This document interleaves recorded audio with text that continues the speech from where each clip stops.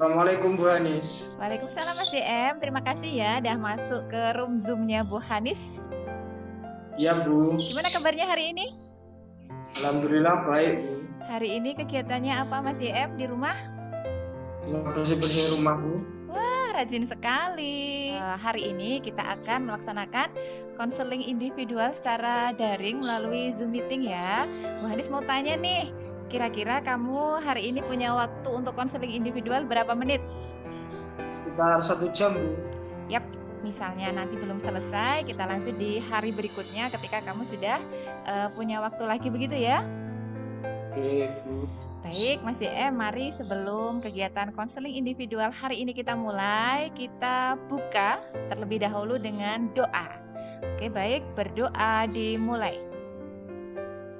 Selesai? Semoga dengan dibuka dengan doa, Allah senantiasa meridhoi kegiatan kita pada hari ini. Amin. Oh ya Mas DM, perlu diketahui bahwa dalam konseling individual ini ada azas kerahasiaan ya. Jadi Mas DM nanti boleh ya mengungkapkan semua unek-unek dalam hati dan itu akan terjamin kerahasiaannya. Itu kira-kira masalah apa yang sedang dihadapi Mas DM dan yang kamu rasakan saat ini apa? Coba ceritakan pada Bu Hanis. Saya tuh punya masalah Mm-mm. Bu. Saya sekarang ini malas sekali sekolah Bu. Bagian tugas menumpuk. Semua itu gara-gara saya pengen melanjutkan studi lanjut ke pondok pesantren Bu. Tapi sepertinya orang tua tidak setuju. Pondok? Ya, pondok pesantren Bu. Dulu saya pernah ke sana, ada tetangga yang mondok di sana. Oke, pondok pesantren di mana itu Mas YM? Di Tegal Bu. Tapi sepertinya orang tua tidak setuju. Oh begitu, coba ceritakan pada Bu Hanis kok bisa orang tua itu tidak setuju. Iya Bu, nggak dibolehin orang tua. Bapak saya kan kerja di TNI AL, pulang 3 bulan sekali. Maunya bapak itu saya di sekolah di rumah sambil nemenin ibu dan adik.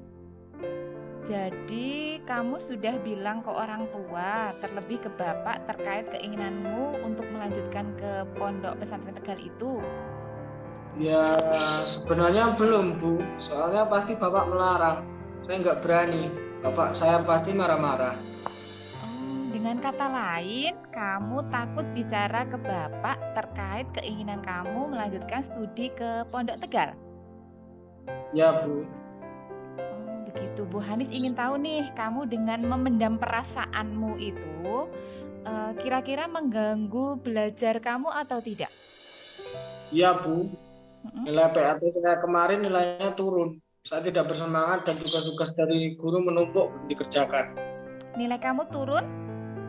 Iya Bu, turun parah. Wah, kalau boleh Ibu tahu, apa kamu merasa nilai turun parah itu gara-gara kamu memendam keinginan pada orang tuamu itu? Iya Bu, sangat. Sangat? Dan kamu pengen ngomong sejujurnya begitu ya? Iya Bu, tapi nggak berani.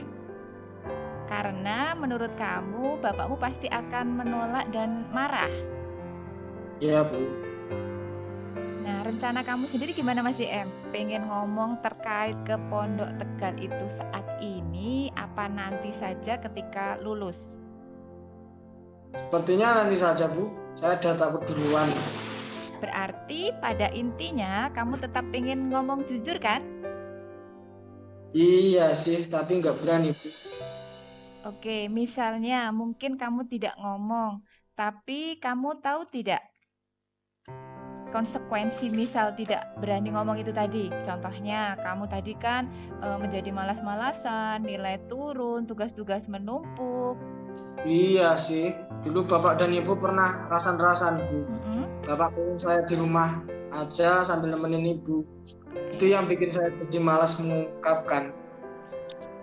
Jadi kamu merasa dan menyimpulkan bahwa orang tuamu itu tidak ngebolehin kamu untuk melanjutkan studi lanjut ke Pondok Tegal itu? Iya Bu. Lalu semua itu membuatmu semakin ciut dan takut seperti itu? Iya. Padahal kamu dalam memendam beban, perasaan itu ada beban, ada kecemasan dalam hatimu ya? Ya Bu. Oke, kalau pondok pesantren di dekat rumah saja bagaimana Mas YM? Jadi tidak di Tegal. Jadi kamu kan bisa tuh dekat dengan ibu, dekat dengan adik seperti itu. Saya maunya di Tegal Bu. Mhm. Sudah seret. Dulu saya ngantar tetangga dan hati rasanya sudah cocok. Dekat rumah ataupun di tempat jauh, namanya pondok tetap boarding Bu. Oh Jadi iya. tidak bisa pulang. Oh iya ya, oke. Bu Hanis tegaskan lagi nih. Jadi sebetulnya ada keinginan untuk pengen ngomong kan? Ada Bu, tapi nggak berani. Nah sebetulnya kamu itu pengen ngomong sekarang apa nunggu nanti saja Mas YM? Ya pengen ngomong sekarang, tapi saya beraninya ngomong sama ibu. Kalau sama bapak nggak berani. Saya nggak terlalu dekat dengan bapak Bu. Bapak juga TNI, jadi melihat wajahnya saja sudah segan. Oh begitu, oke. Bu Hanis paham perasaan kamu ya. Padahal kan sekarang Mas YM ini sudah mau kelas 9 kan. Tentu juga Mas YM ini ingin nanti tanpa beban menjalani KBM di kelas 9 ya.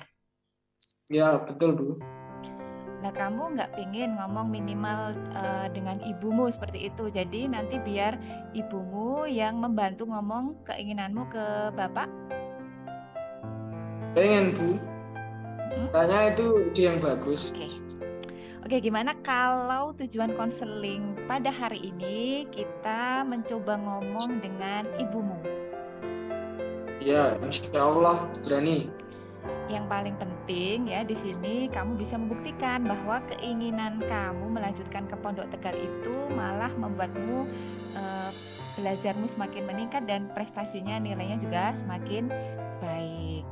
Baik, sekarang mari kita sama-sama membicarakan dan mendiskusikan bagaimana solusi terbaik agar kamu bisa berani ngomong ke orang tua. Siap? Siap Bu. Baik. Nah, dalam konseling ini Bu Hanis akan menggunakan pendekatan rasional emotif behavior terapi. Pada kesempatan ini Bu Hanis akan menjelaskan apa itu rasional emotif behavior terapi. Di model ini ada mekanisme A, B, C, D, E, F. Mekanisme prinsip A, B, C, D, E, F ya merupakan singkatan dari A. A itu adalah antecedent event, singkatan yaitu permulaan melakukan sesuatu. A ini didapat dari B. B itu terdiri dari dua, belief rasional dan belief irasional. Belief sendiri adalah pemikiran atau keyakinan. Kebanyakan orang yang bermasalah itu karena mengembangkan belief atau keyakinan-keyakinan yang irasional dalam dirinya. Jadi dengan keyakinan irasional tersebut, orang menjadi bermasalah. Nah, semua keyakinan ini akan menimbulkan C atau konsekuensi. Konsekuensi contohnya saja, ada seorang yang ingin selalu dicintai oleh orang lain, selalu ingin dilihat oleh orang lain, dia ingin selalu dimengerti oleh orang lain, maka konsekuensinya orang tersebut akan gila hormat dan orang tersebut akan menghalalkan segala cara agar selalu dikagumi oleh orang lain. Nah, terus gimana sih agar keyakinan irasional kita akan hilang? Maka caranya adalah disputing atau dipertentangkan agar keyakinan irasional kita hilang. Kalau keyakinan irasional kita itu dipertentangkan, maka terjadilah E di sini ya, efek dan efek yang paling dekat adalah feeling atau perasaan. Apabila kita sudah mempertentangkan B irasional menjadi dengan D, maka perasaan atau feeling kita menjadi nyaman, tenang, dan terselesaikan masalahnya, menjadi percaya diri kembali, dan akhirnya menjadi manusia yang efektif. Sampai di sini kira-kira Mas JM apakah sudah paham mengenai mekanisme A, B, C, D, E, F dalam REBT? Sudah Bu, sedikit. Oke, pintar ya. Nah, coba kira-kira Bu Hanis ingin tahu A atau antecedent event atau situasi yang sedang kamu alami apa Mas YM sekarang? Nilai saya jelek, saya tidak bersemangat belajar. Benar tidak, Bu? Iya, betul. Nilai kamu jelek, kemudian tidak bersemangat belajar dan beberapa kali bolos pembelajaran daring itu merupakan A. Kemudian B atau keyakinan atau pemikiran. Nah, menurut Mas JM ini mengembangkan pikiran rasional apa irasional kira-kira? Saya nggak tahu, Bu. Rasional apa irasional ya? Irasional ya kayaknya. Oke, baik Bu Hanis kasih tahu ya, Mas JM ini mengembangkan pikiran irasional sehingga C atau konsekuensi juga irasional yang menjadi malas bersekolah, cemas, tidak ada motivasi belajar. Jadi saya bermasalah ini karena saya mengembangkan pikiran-pikiran irasional saya sendiri ya, Bu. Iya, betul sekali. Karena memang pemikiran irasional ini adalah penyebab terjadinya masalah. Mas M tahu nggak, Mas M itu mengembangkan pikiran irasional apa? Nggak tahu, Bu. Apa, Bu? Oke, Bu Hanis kasih tahu ya, Mas M ini mengembangkan pikiran irasional karena tidak berani ngomong ke orang tua dan berpikir irasional pada orang tua. Jadi Mas JM ini sudah beranggapan bahwa orang tua itu akan marah dan tidak setuju jika Mas JM ini melanjutkan studi lanjut ke Pondok Tegal. Padahal Mas JM sendiri belum bicara pada orang tua. Betul nggak? Iya sih. Oke, jadi di sini Bu Hanis tekankan, apakah Mas JM ini akan tetap memendam untuk tidak bicara pada orang tua, padahal hal itu akan membuat cemas? Apakah Mas JM akan tetap berpikir irasional dan memeliharanya? Apakah Mas JM akan tetap seperti ini? Enggak lah, Bu. Oke, lalu apa yang akan Mas JM lakukan? Saya akan ngomong pada orang tua saya, Bu. Minimal sama Ibu. Oke, berarti itu komitmen yang Mas JM ambil sendiri ya? Ya. Nah, Ibu tanya nih, Ibu kamu sibuk apa enggak? Enggak, Bu. Kalau Bu Hanis boleh menyarankan nanti ketika ngomong dengan ibumu itu pilih waktu yang tepat ya. Nah, Bu Hanis mau tanya nih, kapan kira-kira Mas JM akan melaksanakan komitmen ini? Sore ini, Bu. Oke, bagus, hebat. Itu komitmen dari Mas JM sendiri ya. Kita akan lihat bersama bagaimana usaha keras Mas JM. Baik Mas JM, sebelum Bu Hanis akhiri nih pertemuan kali ini, Bu Hanis ingin tahu pemahaman baru apa yang Mas JM dapat dari kegiatan hari ini. Saya menjadi sedikit paham mengenai mekanisme ABCDEF dalam rasional emotif behavior terapi. Dan saya sadar penyebab masalah saya itu karena saya sendiri mengembangkan pikiran-pikiran irasional, Bu. Bagus, iya betul sekali. Lalu perasaan Mas JM sendiri sekarang apa? Bagaimana setelah melaksanakan kegiatan ini? Perasaannya bagaimana? Perasaan saya menjadi tenang dan nyaman, serta berani bicara pada orang tua saya, Bu. Sip. Lalu rencana yang akan dilakukan Mas JM akan bicara pada orang tua tadi ya, sore ini ya? Ya, Bu. Oke, baik. Dari awal sampai akhir tadi kita sudah membahas banyak hal ya. Yang pertama, Mas JM merasa tidak bersemangat. Kemudian bermalas-malasan karena ingin melanjutkan ke Pondok Tegal dan ingin bicara pada orang tua tapi takut. Namun kemudian Mas JM memutuskan untuk berani ngomong sama ibu karena kalau membendam perasaan terus-menerus akan mengganggu konsentrasi belajar. Oke, pertemuan ini Bu Hanis akhiri. Bu Hanis senang Mas JM bisa dengan cepat memahami. Semoga rencana yang kita buat tadi dijalankan benar-benar dan membuahkan hasil yang maksimal ya. Amin. Kita jumpa lagi di lain kesempatan. Nanti Bu Hanis akan menanyakan apakah sudah Mas JM melakukan komitmen tadi atau belum, oke? Oke, Bu. Terima kasih, Bu. Oke. Baik, nanti setelah kegiatan ini Bu Hanis seperti biasa akan mengirimkan ke WA Mas JM terkait link LKPD lembar kepuasan dan evaluasi hasil terkait pelaksanaan konseling individual pada hari ini. Sebelumnya berikut Bu Hanis akan jelaskan terlebih dahulu mengenai isi dari link tersebut.